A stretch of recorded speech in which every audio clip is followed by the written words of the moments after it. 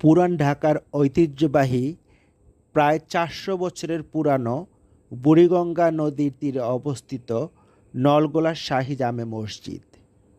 ১১০১ হিজরি ১৬৮০ ইংরেজিতে এই মসজিদটি নির্মিত সম্রাট ঔরঙ্গজেবের আমলে। শাহাদাতি শায়েস্তা খান নামে এক জনৈক ভদ্রলোক এই মসজিদ নির্মাণ করেছিলেন। সেই সময়ে ৩ কাতারে ছিল এই মসজিদটি। পরবর্তীতে মসজিদটি প্রসারিত করা হয়েছে।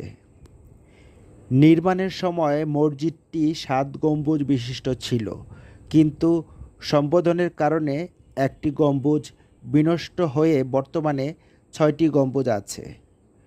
মসজিদের অপূর্ব সুন্দর মিনার বুড়িগঙ্গা নদীতে বিভিন্ন নৌযানে চলাচলকারী মানুষের দৃষ্টি আকর্ষণ করে থাকে।